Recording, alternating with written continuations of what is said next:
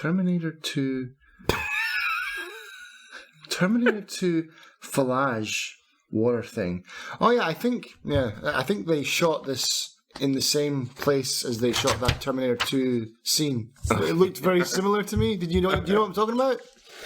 I think I will when you start talking about it. But I was like, I know that place. Random. But I mean, they probably all look the same. You know, it could have been in the part where the Terminator's driving the truck and he drives in Terminator 2 and he drives off the bridge. What do you call that thing? I don't know. I don't actually remember. Like, that's it's not something we have a lot in Ohio. Yeah, but I guess you would have a lot more of them in places that flood. Yeah, and it's more of like, I would say like an LA thing. It's very common. Right, because we had them in Oman, and it was just basically because it was to kind of channel the flash floods. Yeah, we don't get a lot of flash floods in Ohio. So. Just constant rain. Like Scotland. but it's also it's just funny you go to that for Terminator, whereas Greece What, Greece has lots of them? The whole race is in Greece, not the country. Oh Jesus! I was like, I've been to Greece, like, but I was a kid. I don't remember seeing tons of fallages everywhere. Like, is that a common thing? In the movie Greece. In the movie, yeah. I've never seen Greece. Alright. I'm not sure whether to recommend it or not. It's a very US thing. I think this is all going to get cut in, by the way. Yeah, not all of it, hopefully.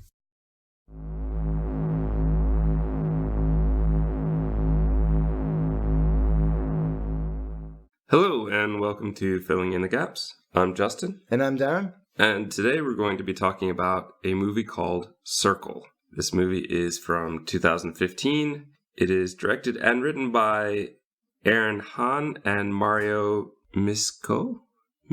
I'm not exactly sure how to pronounce it. It is a low-budget film, I think we could say.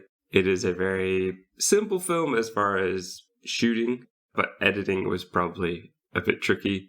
It stars not a lot of people you ever know. But a lot of people. There's like 50 people in that room at the start. About the only person that I recognized was Julie Benz, and that's because I know her from Dexter and Buffy. And Rambo 4. Which I haven't seen, actually, so I didn't recognize her from that. But I think that is on her IMDb. You would know her from. Yeah. Yeah, she's the only one I recognized as well.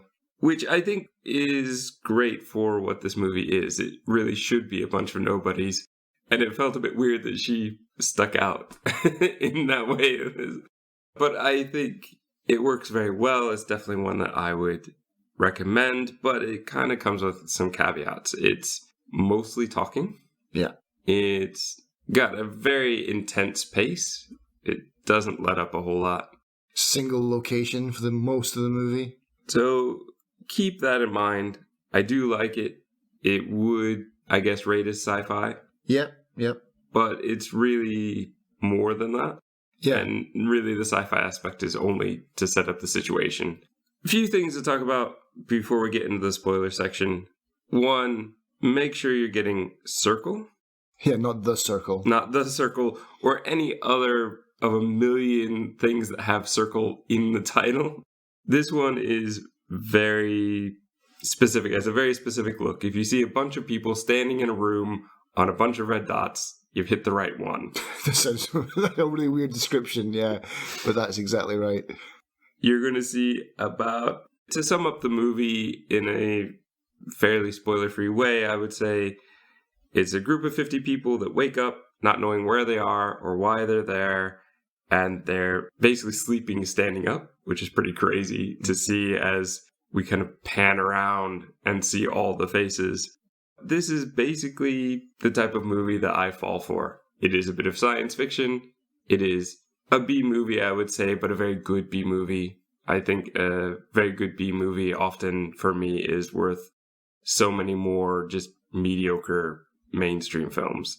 I don't know if this will be a short episode or not. I originally thought, yes, this is going to be, because not a lot happens in this movie as far as it's one location, but the sheer intense amount of dialogue and stuff that gets covered, I think, well, Hopefully. It'll just be a normal episode is what I'm hoping for. But I've got 4 pages of notes and Darren's sitting there with 3. So we're going to see. So anything else before we jump into it?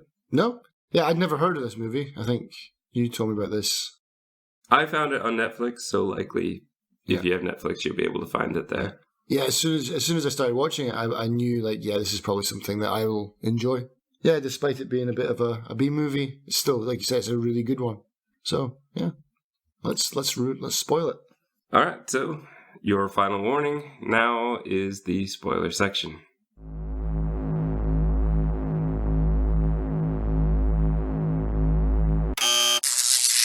Okay, here we are in the spoiler section. So we jump into the movie very quickly because the movie doesn't take a lot of time. Now, I will say I probably wrote more about the first 5 minutes than I did about any other section of the movie because a lot happens in that first 5 minutes. Yeah, man, that's an intense opening. That pan around as you're looking at all the faces quickly as they're sleeping and standing up, which is just a really creepy concept, which requires 0 special effects. Yeah, close your eyes, everybody. Close your eyes, maybe put your head to the side, but looking at them all, standing there sleeping, just something about that just creeped me out the first time and made me realize quickly something weird is happening. A woman wakes up, she starts shouting, "Hello?" A red circle on the floor buzzes when she tries to move or when she tries to touch someone else. So this is very quickly warning us, what are the rules of the room? Yeah. You have to stay in your circle. You can't touch anyone else. A man says, "Don't move, they can see us." "What is this?" she asks. "I don't know," he says. A different woman wakes up. She kind of freaks out. She's like, John, where are you?" She steps off her circle and she gets zapped. She's down quickly. The orb in the middle, this is where the source of the power apparently is coming from. It's kind of crackling with energy and it's buzzing and it looks very ominous. But again, very simple. There's no dials on it. There's no extra buttons or anything. It's just a big black orb that crackles with electricity basically, and that's it. Yeah. It's a beautiful enemy that's faceless. Yeah, exactly. But I like that opening, how they basically, in the first 5 minutes or less, they set up all of the rules for what's going to happen. Yeah, there's a kind of bing noise, a kind of countdown that we don't know what it is at this point, but it sounds, and then there's a huge alarm that awakes everyone. So now everyone's awake and everyone's going nuts, which makes for a super intense first few minutes. As another guy freaks out, he steps off his circle, he dies. The first guy says, "Freeze, they can see if we move." Cop realizes he doesn't have a gun. We hear 2 bings, then 3 single notes, and the dead man's hand raises. A circle appears on his hand, and he gets dragged off by an invisible force. That was pretty creepy as well, man. Again, super low on special effects, but very, very effective. And that's where a B movie can really shine. Yeah. The orb charges up, and it kills guy number 1, who the first time I watched it, I thought was going to be the hero. Or he was going to be the double agent, because he seemed to know more than anyone else. They're watching us. They're watching us. He seems to know what nobody else does at the very beginning. But he just gets eliminated, he's done. which is beautiful. Even the second time, because it had been 6 months, I think, since I'd watched it the first time. I forgot. I was waiting. I was like, okay, this guy's going to make it a long way in the game. Let me keep track of him. Oh no, he's gone already. Well, because when I saw him, I was like, as soon as he died, I was like, oh, it's the exact same trick that the Cube uses when they kill the guy. What's the guy's name? The guy, the Wren, is it? Yeah. He's the guy that knows everything, and then, nope, he's done. And so this guy was very similar in character to that. He's like, he seems to know stuff just enough to give us an idea of what's going on. And then he's removed from the equation entirely. I did like that. Once he dies, guy number 1, who I've labeled as guy number 1, the camera starts panning around quickly to show everyone's reaction. Everyone is just a mess at this point. They don't know what's going on. There are triangles on the floor. They start lighting up, and they're what I labeled a choosing pattern. It's very difficult. Nobody really has names in this. So I chose the unfortunate moniker of the Asian guy, but because he makes reference to that later about like, I'm not counting the number of Asians here. Yeah. But he does a funny thing with his hand, and I didn't know what was going on the first time, but they show it very clearly so you can tell that this is going to be important. A random woman dies, and then that guy says, moving your hands moves the pointer. We have about 5 deaths in about 5 minutes, which is pretty brilliant. But that wipes out 10% of the cast. Yeah. I mean, is the movie in real time? Or close, might as well or be. Close to? Yeah. I mean, if there's 50 deaths, 100, that would be 100 minutes. Because it's 2 minutes per death, isn't it? Kind of like a counter almost. Roughly, though, I think some can go faster if they've stepped off early. Sure. Yeah, exactly. And I don't know. I wasn't pedantic enough to time it to see how accurate they were with the 2 minutes. I mean, at least it felt like real time. I mean, it felt like this was like a game that would last that long. Yeah, like I said in the opening, this movie doesn't let up. Yeah. It lets up a tiny bit. It doesn't feel like there are moments where they stop and try to figure things out, which do make it slow down enough that you don't feel like it's 100 minutes of an action movie. Right. So they've done an amazingly good job, I think, of pacing this movie where it could have been an absolute disaster. Which again is why I think the editing is real tricky. It's like the character that we don't see, because that's the one that's kind of put it all together in a way that makes this movie work. This could have been a really terrible movie, but the editing is really tight in this one that it makes that timing work. I've made special marks in my notes for when they make a plan or they've had some kind of revelation about what's going on. But even the revelations are not necessarily revelations, but they're good ideas, I guess. The first plan, which is beautiful, is nobody do anything. We don't choose anything. But that doesn't work. Yeah, that just turns it into a game of Russian roulette. It's the pregnant lady who says, we're voting. Because what they've realized is that they can only see their own pointer. Yeah. So you don't know who is voting for you. No one knows if you're voting for anyone else. And that's basically the key to this movie, is that they are voting on each other and they have to decide who is worthy. Yeah, it's the deadly version of The Weakest Link. I mean, it's true. I have a real problem with that show to begin with.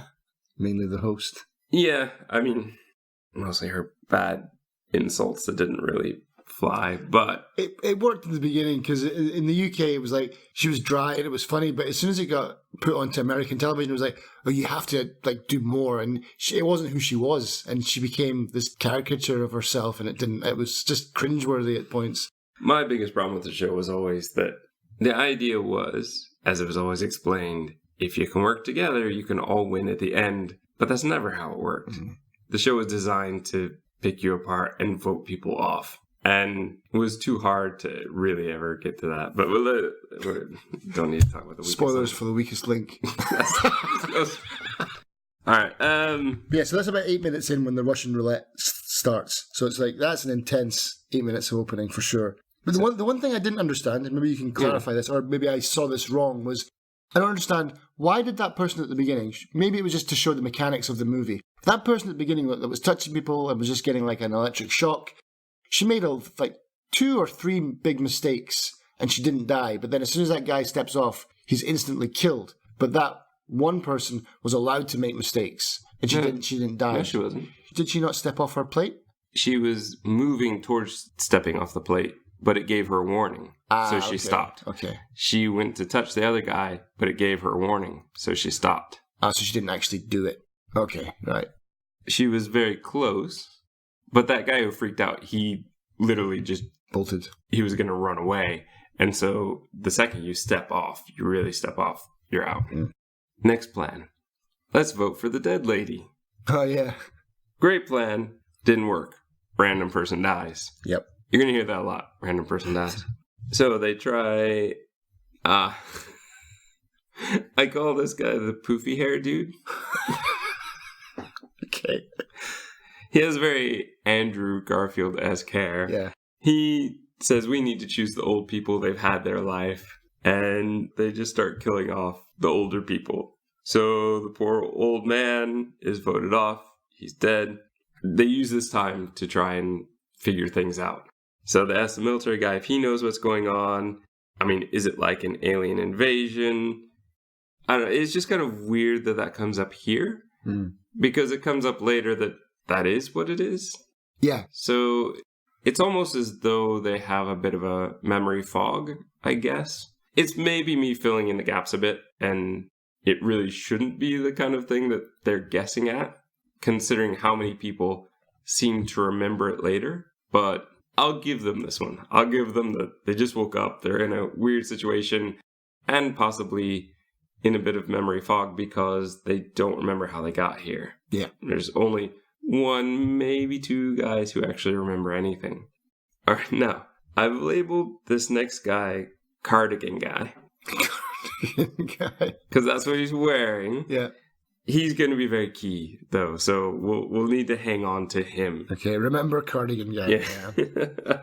So he's the one, he remembers being in a traffic jam, running, then all went dark. Everybody else kind of corroborates. You see the guy that looks like Pee-wee? So you're going to do this, and it's not going to help. Because you're going to have it in your head... he doesn't look like Pee Wee Herman, no. The Weasley math teacher guy or something like that. Is that him? Is he wearing a cardigan? Math teacher? Is he a math teacher? All right, look. We're in the spoiler section, right? Yeah. This is the last guy. Oh, okay, the last guy, right. He is the one who seems to remember things. Yeah. He remembers being pulled up into the air, maybe into a ship. Are we on the ship? Are others doing this as well? There's all sorts of questions, but no answers. But we do kind of get it at the end, so I'm very happy with what we got, to be honest. Because it's not the focus of the movie, but it was just enough. We'll get to that, though. He says the next thing he remembers is being in a small room. There's only a red light, like a dark room, but there's lots of bodies in a pile. They might have been sleeping, they might be dead, I don't remember. Then the one old man claims to remember aliens. And the others say, no, you're just trying to buy time. He's like, no, give me a minute. There's something about numbers. And, well, they vote him off. Yeah. So he's dead.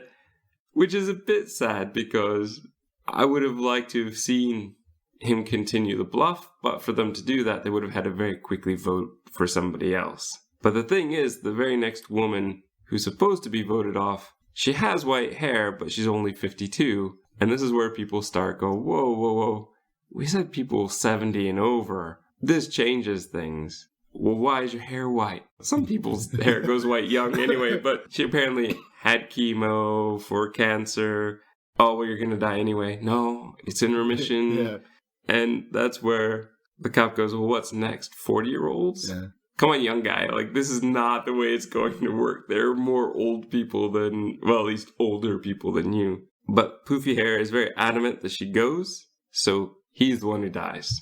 Yeah. And this is a common theme here of talking too much, showing too much of your dark side, I think, and then that's what gets you eliminated.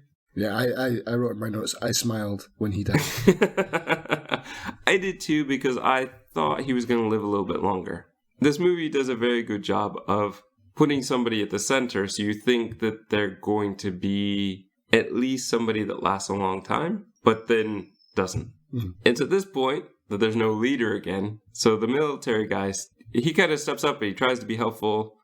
So we don't need to be afraid of each other. We need to talk to each other, and we need to figure it out. And so his plan, get to know each other.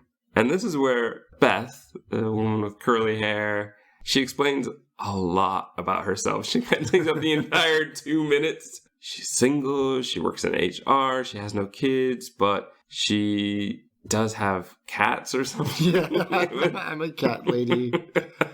And there's the cynical part of me that just thinks they got rid of her because she talked too much.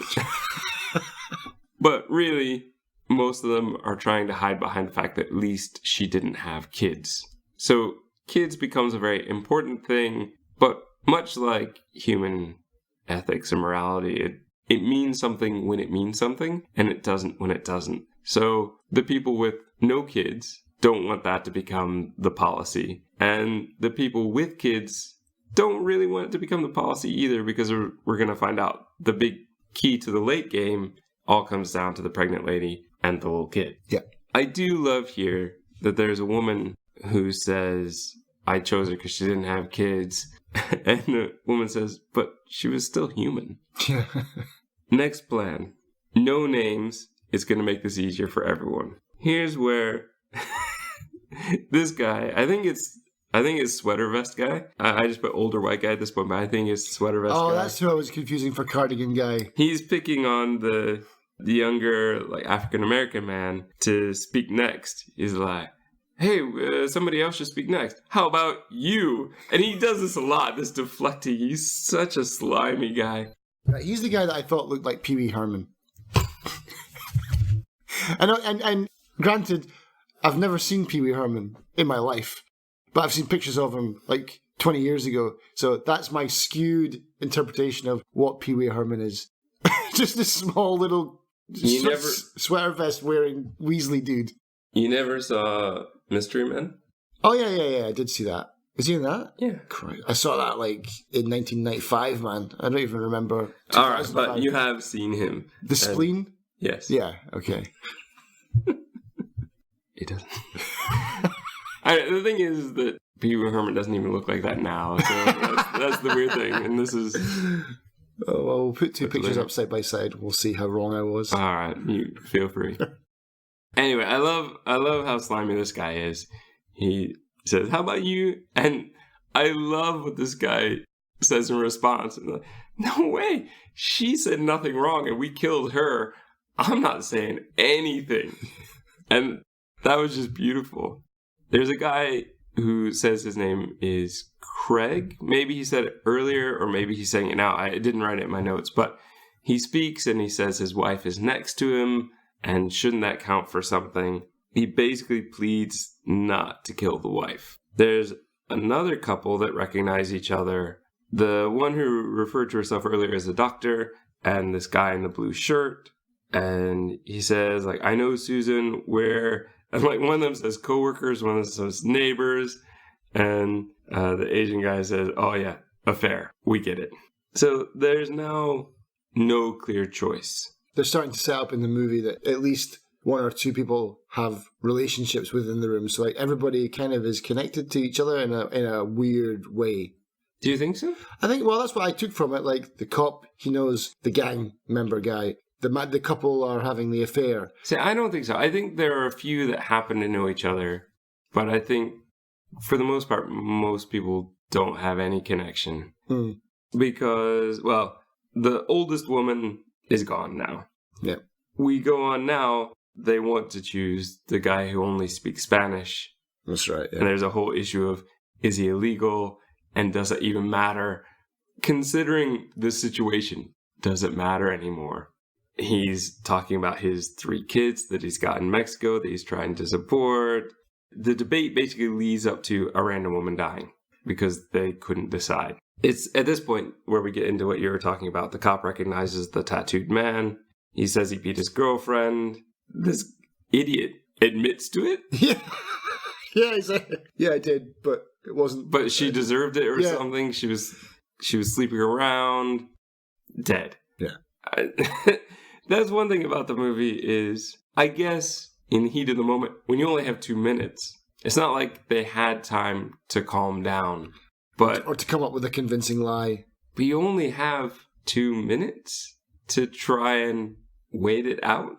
But I guess it would have been a boring movie if no one said anything for an hour and a half. Next up, the blonde woman, who I think we find out later is Christina, questions, what if we're supposed to choose who is good and bad, who deserves to live? So what if this is a morality game? Which, sadly, we never really find out if that's important, but it brings up a lot of things from then on. The thing becomes about everything. It's everything. It's who's good, who's bad, who has a family, who doesn't, who has a worthwhile job, who doesn't. People are just bringing up every kind of factor you might bring up in regards to what makes value, I guess, like a human life valuable. Yeah. So it's at this point that the young black man says that we've reached the minority quota. I thought that was hilarious when he said that. It was like so meta almost. And I like that. I like that a lot. But obviously the people in the room did not like it. They were saying, that doesn't play anymore. How does that work? This is where the Asian guy said, I'm not counting the Asians here. Which, there weren't many. Yeah. And even the other African Americans were saying, don't do this. You're basically making yourself a target. Just be quiet. Everyone has told him to stop. Like, everyone has told him to stop. And then the cop goes off, and he definitely starts to say some racist things. Boom, he's dead. Yeah. So, somehow, by playing the race card, as it's called in the movie, he's actually brought out the bad side of the cop, and now the cop is gone. So, it did work to his advantage. I don't think it was a purposeful play, though. It looks like he was just trying to save himself. Yeah, I don't think he thought, oh yeah, someone in this room is going to be racist. Well, he may have thought it, but I don't think he believed he could pull that out of them. Yeah. So the next plan is force a tie. Now, we can't vote for ourselves. That's established. So we have to vote for the person to your right. And the first time, it fails. Somebody just dies. Random person dies. Second time, there's a tie between the pregnant woman and this guy in a plaid shirt. Now, don't confuse that with the guy who's going to live later. The cardigan guy, he says he saw the plaid guy vote for the pregnant woman, so he voted against him. So in the tie, you have to vote again. But how can he know? He can't know. That is a kind of issue. You could see which way they're moving their hands a little bit, but I mean, maybe if the guy was staring right at the triangle as he was voting, but yeah, it's very unlikely. I think, though, with the pace of the movie, just something to keep it moving forward. You keep it moving forward, and you also don't have a lot of time to think about it until later. I agree with you. The second time through, I don't think I thought that the first time, but the second time through, I definitely was going, I don't know how you can know, because you can't see. Yeah. So he couldn't really be sure they voted for pregnant lady, because he could have voted for, like, the person right next to her. So, I don't know. It's a little weak, but I'm willing to give them this one. But it's at this point, this is where the movie kicks it up a whole nother notch. And this is where he says only one person can live. And what he realized was a bit of game theory that's going on. He said, oh, that guy that we just killed, the guy in the plaid shirt, he realized that it's going to come down to the pregnant lady and the kid. Nobody's going to vote against them. And it's basically the concept, remove your toughest competition. And so there starts to become this faction of, yes, that's a good point. We should get rid of them. And then a faction that want to make sure that they're the last ones to go. So, now not to confuse this with the other guy, this guy's going to last for a very long time. I call him the guy in the flannel shirt as opposed to the plaid shirt. Jesus, man, you're going to know a lot of fashion stuff in this. Well, he basically, there's no names. Even you look up on IMDb, and I didn't find their actual names, but it's very much like this. You're like, guy in flannel shirt. Yeah, man number one. You know, probably one of the randoms early on. But yeah, it's hard to tell. Like, one was called the young female or something, and so I got confused because that's not the kid, and it's not. So that's where discussing this movie becomes a little bit tricky if you're not watching it at the time or looking at the images at the time. And you got people like me comparing them to people that they look nothing like. Yeah, exactly. So, the guy in the flannel shirt, he's kind of the leader of, we should get rid of them to equal the playing field. So, the next vote comes down to a random woman and a kid. Random woman dies. Cardigan says they're exposed now. They're always going to be in jeopardy, so we have to protect them. So this is where the factions really start to come in. So now there's our favorite guy. I love this guy just because of how slimy he is. It's so bad. He's like, hey, kid, you get good grades? And the one guy's like, oh yeah, she got a B once. We should kill her. Yeah. But their whole thing is one of them is going to have to die. We should choose for them. Yeah. This is the argument that comes up. And I kind of get that argument. Yeah. Because it's very unlikely that these two are going to really want to vote against each other. And as they've established, at least as far as they realize, only one can live. And so if they both tie, they'll both die. And then nobody gets to live. So it's better if one person lives than zero. But we definitely don't know that. Do we not know that at this point? I mean, well, we don't know, like, if they're the last two in the room. We don't know that they'll both die. Yeah. You're right. We don't know that for sure. But based on everything that's happened so far, it's good logic. Yeah. There's a tie between the pregnant woman, the kid, and some random guy behind them. I don't know why he got there. Maybe a bunch of people didn't know where the arrows actually pointed, and so it got to him. And he just starts yelling like, kill him now. So, of course, he dies.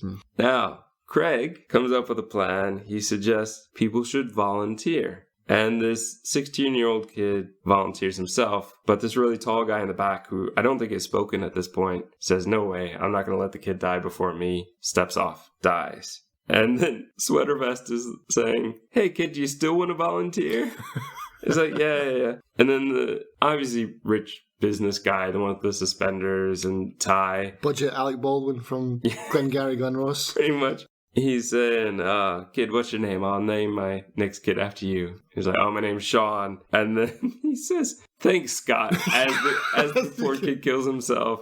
And that doesn't go well with the other people. That guy lasted far too long, in my opinion. I hated that guy. The Sweater Vest guy? No, the Alec Baldwin guy. Oh, he it was overstayed his odd. welcome. I really thought he would go earlier, but he didn't say a lot, and that becomes a really big key towards the end. But it's at this point, everyone looks at the soldier to volunteer. And it's, wait a second, guys. I've just put my life on the line for the last 2 years for you people.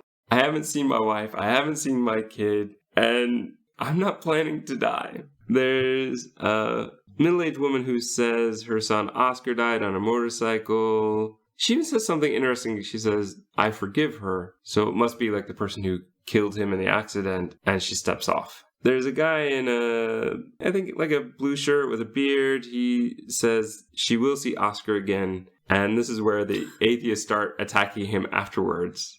I'm just trying to give her peace. We find out he's a minister, and he hides behind this weird God has a plan. And the atheists are not having it. This is the funny part where the guy, he says, with all due respect, that's it's just like painting a big bullseye on his forehead, basically. I didn't like the atheists in this movie. I thought they were too preachy, in a sense. Like, it didn't, I don't know. It's funny because I put that as well. Like, the atheist just puts a target on his back. Yeah. Like, why would you do this? He tries to back out at the last second, but it doesn't work. He ties with, like, a young woman. The light goes black, and the atheist has survived. Then he claims to know the blonde woman next to him. He's like, oh, aren't you Stacy? And she's like, no, I'm Christina. He claims she's an adult actress, and that was just bizarre as well. I don't know what he was trying to do. I think he was trying to play on the fact that the morality of the Christians would want to vote her dead. Sure. That's the best logic I can put behind it, but it seems a really stupid play. Yeah. And so he's gonna go, But there's this whole thing where he's basically getting information out of her. He's digging this information about maybe she's having a relationship with her boss. I think it was a desperate play to try and save his life because he knew he would probably be next. Yeah. But it didn't work. And he's dead. Good. Now, Sweater Vest Guy says we should take children into account. But not the kid in the room, how many children you have. Oh, I have 7. To which another guy says, yeah, I've got 12. Oh, yeah, I've got 27. I'm Brian, and so's my wife. But he's saying, oh, if you have no children, you should do the right thing and volunteer. He's just so slimy. The rich guy, and who we'll find out is a lesbian, really get into who should go first. And the rich guy is saying, the one you refer to as Discount Alec Baldwin, is basically saying that, I don't know, he's kind of homophobic, I guess, at this point. But he's saying it wouldn't be good if the lesbian died because then the kid could at least have a good home or something. It's just so absolutely stupid in this moment that, especially after what happened to the atheist, you think you would learn, but apparently not. Maybe some people just can't. What I put was, don't be so stupid. Read the room, dude. Like, so the rich guy's plan is trying to figure out what sin the aliens really want. What morality do we really want? And so that's the one that he tries to defend, is saying maybe they also believe, like many Christian faiths, that homosexuality is wrong. And so that's why she should go. Because we don't know what they want. It's weak. Yeah. It's not reading the room. But it does bring up an interesting idea of we don't know what they want and we don't know what they value. So it is an interesting concept in the fact that what we may value may not be what the aliens value and what the aliens really want. So I do think that it's interesting that it got brought up, but what I think is really interesting, she thinks she's going to die. She calls them all cowards, just as the rich guy falls dead. Yeah. There's the guy in the blue shirt. He says he has a gay son and he defends him. He's like, there's nothing wrong with him. Again, you didn't read the room. So now Craig suggests that there might only be one target and they have to find who is the target that the aliens want. But that kind of gets brushed aside very quickly. Flannel Shirt brings up the problem with there being only two people left and that one person needs to be able to walk away. This is where he brings that up. I mentioned this before, but this is where it really gets brought up in the movie. If it comes down to the pregnant lady and the kid, will they be able to vote for each other or will they both die? One person should be able to walk out of here. And that's a pretty good point, you know? The guy in the blue shirt and the doctor, the ones who apparently had an affair or loved each other, we don't know exactly, but end up being chosen in a tie. He's got that great line, you never should have married him. She's like, yeah, I know. And essentially, they know that they're both gone, but no one else seems to say anything or do anything. And with it, at this point, it is a tie, and they both die. So it's because of this that we know that the tie doesn't work. And so we know that only one person can live. Sweater Vest now grills the pregnant woman. After grilling the kid about her grades, he's now questioning the woman about the baby's father and what her job is. So people start asking him what he does. What do you do? Yeah. He's like, well, I'm a banker. And that's immediate. Dead. I think any English-speaking country, banker is not a good position in this room. But I love how he tries to defend it. But we give loans to people and we help people follow their dreams. It's at this point, I was kind of shocked the Asian guy dies. Because I thought Sweater Vest was gone at this point. Next is the translator, I believe. Right. Now they actually talk about the fact that there are sides and talk about numbers. And we need to have more than half. She was on their side of the kid and the pregnant woman. So the side that wants those two dead have gotten rid of the translator. They've started to band together. Somehow, though it's not really, I don't know how they would, because you could have picked any person who clearly was trying to support the kid and the pregnant lady. I think by getting rid of her, though, they automatically get rid of the guy that only speaks Spanish as well soon. That's a good point, actually. But I'm just surprised that it didn't come down like a tie between those two or something. But it worked. But now they're literally talking about who are they voting for and who's on their side and trying to get each other onto their side and to vote with them. Cardigan and the one-armed man try to stack up votes for them. It's a tie between the kid and the Spanish-speaking guy. He goes. Flannel Shirt and Sweater Vest start getting votes. And they say, Craig, don't you want your wife to live? You should vote for our side, because otherwise she doesn't stand a chance. So there's a tie between the kid and Sweater Vest. He goes. Finally. The wife says she didn't vote the second time. One-armed man says, we all lose, but we can at least die with dignity. The next plan is the soldier says to target the wife to get Craig to switch sides. He does. African-American guy dies. Flannel Shirt says that the couple isn't really married. And I think he's really just fishing at this point. He doesn't seem very confident of it. But once that idea gets out there, all of a sudden, they really go into this. They realize that they aren't married because they're asking questions that they can't really know the answers to, whether it's right or not. But the thing is, Craig very early on said his name. And so they say, oh, what's your husband's name? He said it earlier. Yeah. When she can't bluff it anymore, he confesses, says it was all her idea. Yeah, and tries to kill her. And he dies. Yeah. So now, we're nearing the end game. Flannel Shirt tries to get votes on his side by talking about families. Don't you want to see your kids again? Don't you want to see your wife again? There's now a 5-way tie, which kind of blew my mind the first time I watched this. So it's the soldier, it's the cancer lady, it's Flannel Shirt, it's the lesbian, it's the blonde woman. Things, I think, at this point go dark, and when we see again, there are 4 deaths. Only Flannel Shirt remains. He tries to get the pregnant lady to vote for the kid. Instead, the minister steps off, dies. Flannel Shirt tries to get Cardigan to trade one, the pregnant lady or the kid, for the liar. He takes that deal, which surprised me, to be honest. But it's at this point we see that there's a man. I mean, we've probably noticed him at this point, but he said nothing so far. So we're not really focused on him. And the thing is, he doesn't vote. Yeah, he's never voted the entire time. Which is possibly why the ties and the voting didn't work, because he's never voted.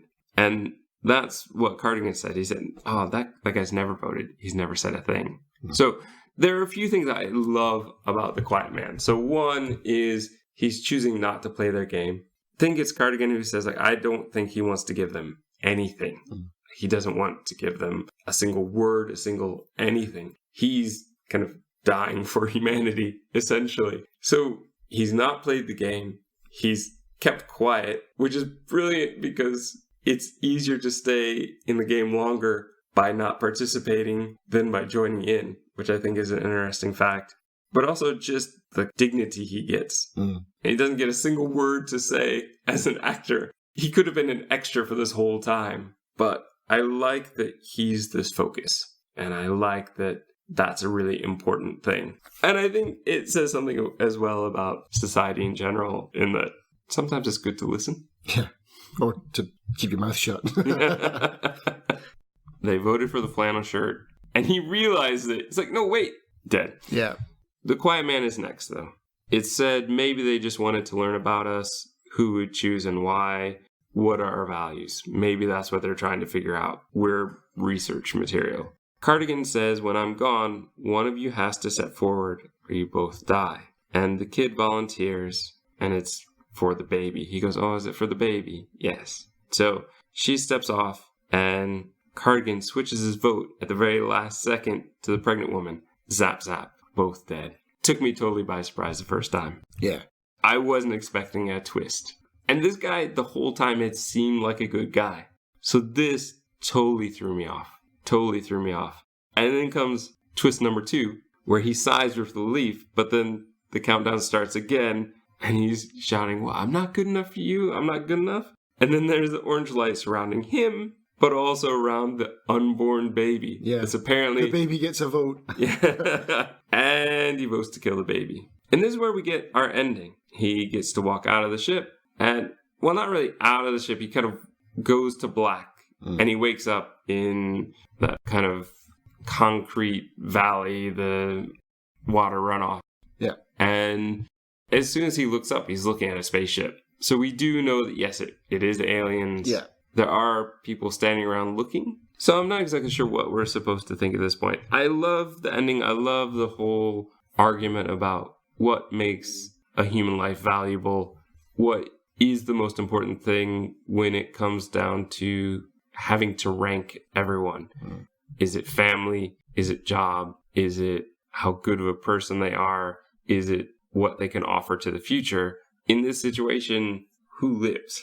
Well, I mean, and that's the thing you get to see at the end, kind of the other decisions that were made. You know this has been happening. Well, at least I think it's been happening a lot. Like, there's been multiple games of these being played, because when he steps into that almost like a checkpoint area, it's just full of pregnant women and other people who look kind of like him. So it's like, who has survived the games? It's come down to pregnant ladies and people good at game theory. Kind of con man. I think he's a bit of a con man. So it's like, I like this movie because, yeah, it's got a lot of social kind of, not commentary, but social kind of... No, I think you could definitely say social commentary. I also think that's a very odd future for the human race, which is all pregnant ladies and condoms. That's what I mean.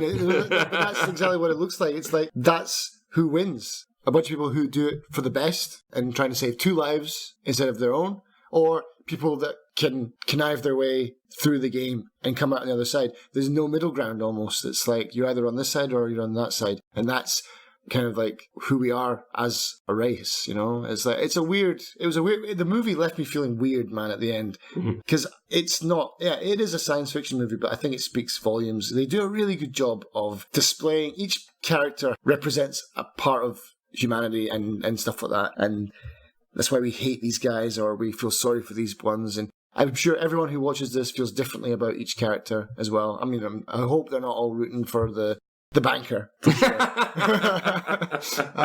It's just weird. It's like, I found the movie kind of poignant. And that's why I think it deserved being talked about. I don't think that it's certainly not the most action-packed movie as far as visuals. No. But they did a fantastic job with what they had with their visuals. It was simple. It looked like a chamber where they might do this over and over again and be reused. They had the simple functionality of bodies being able to be removed without anyone having to go in there and get them. They accounted for all the mechanics of the game very well, I think. There's a thing, too, where you can take a bunch of kids, put them in a gym with some balls, and they will start playing games. And that's kind of what this movie was. No one was told what the game was. It wasn't explained to them, but they figured it out very quickly and started to play.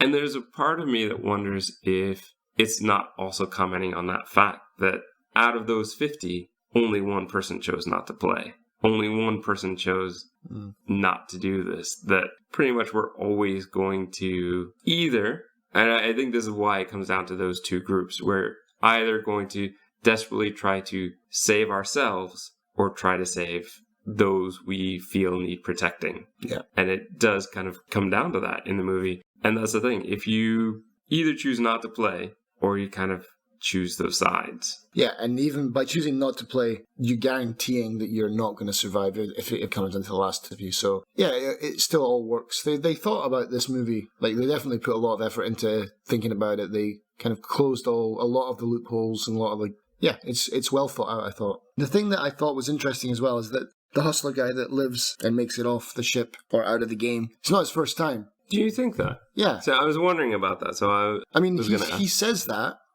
I don't know if he's saying that as if to say, like, I have important information I can help you get through this. But I'm pretty sure that I think he's done it before. But in a way that doesn't make sense. Because if they're just looking through humanity, basically, it's not even a decimation. A decimation is when you take 1 in 10. But this is like the opposite of a decimation where you're removing the 99% and only leaving 1. If that is the plan for the aliens, like they've come to Earth. They're looking to really strip back the population. Why would you make them go in twice? I don't get that. That makes it sound like it's purely for entertainment almost. What makes you think that he's done it twice? Because he says in the game that he's been here before. Does he? Yep. He says he's done this before. About halfway through the movie, he starts to remember, like, no, I've already done this. And yeah, he mentions that. Are you sure? I'm pretty sure. Could be wrong. I'll have to watch it again. Yeah. I wrote it down. Yeah, he mentions that he's been here before, but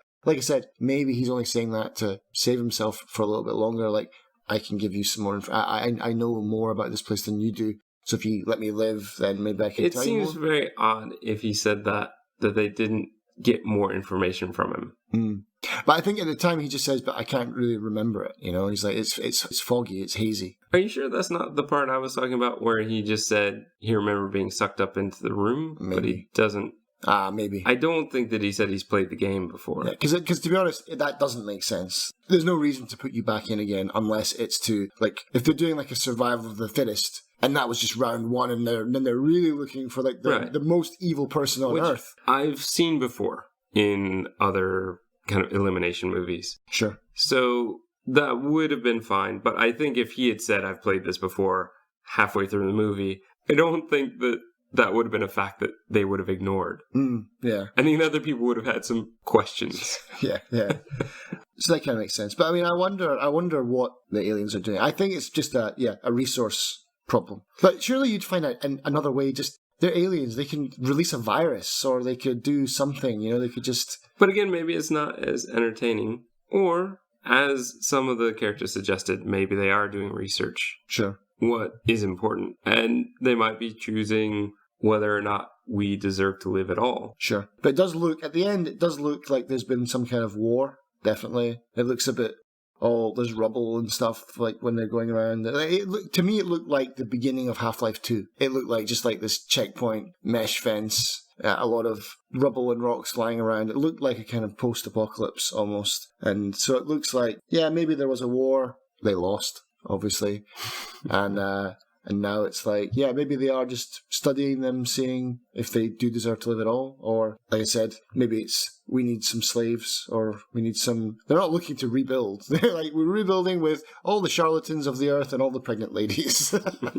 I wonder what it would be like, though, to have like a room if they just put all the bad guys together and all the pregnant ladies together. Well, that would have been the sequel, wouldn't it? That's the thing, though. With this movie, you could make hundreds of movies. Well, you get boring after a while, but there's no end to that. You could do with different combinations. You could have different, maybe tweak the rules a little bit. You could have it, like all the same characters or very similar characters. Or, it would be... You'd have an all-star episode where the survivors all get thrown in.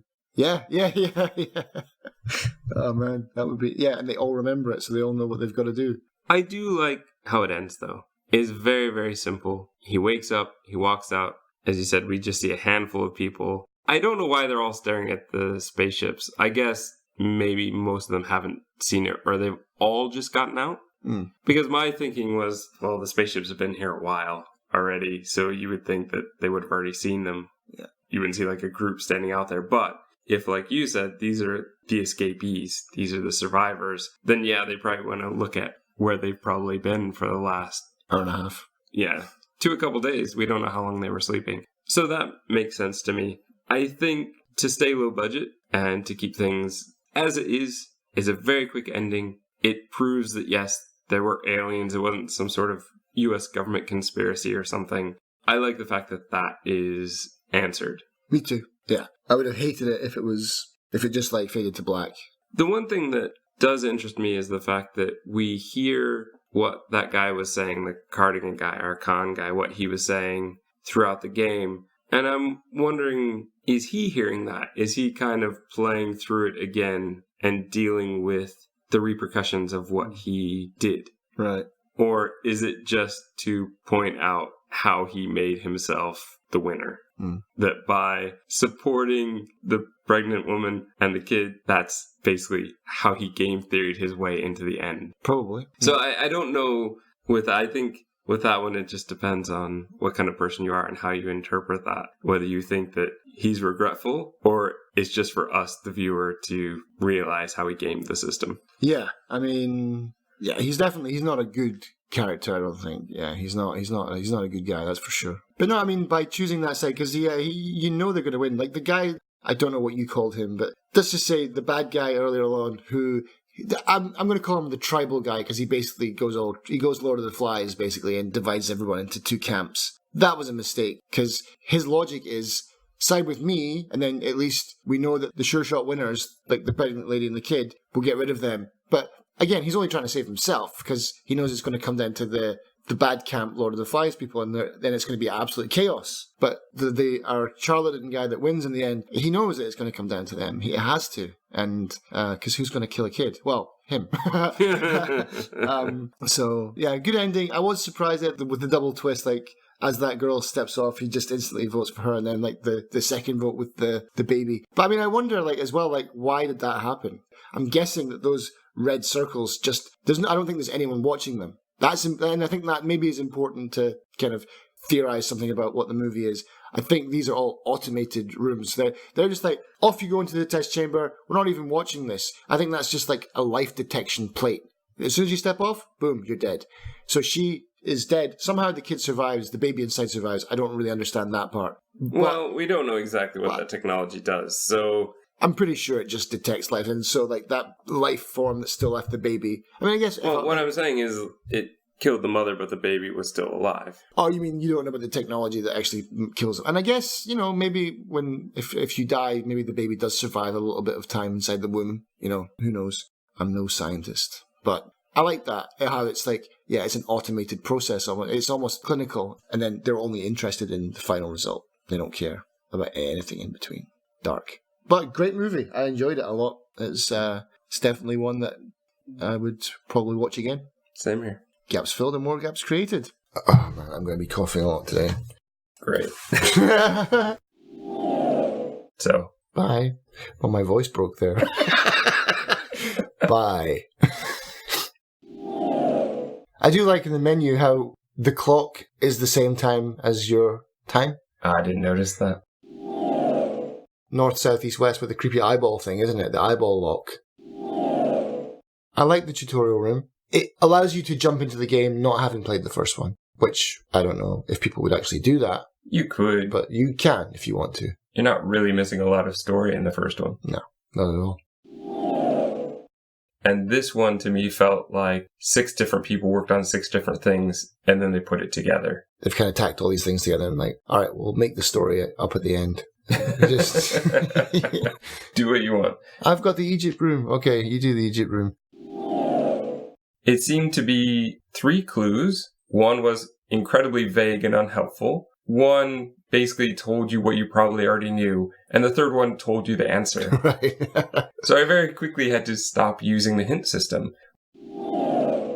So that takes us to... Well, it takes us to the kind of elephant in the room. Why? I would love it if there was an elephant in the room. All this and more on the next episode of Filling in the Gaps.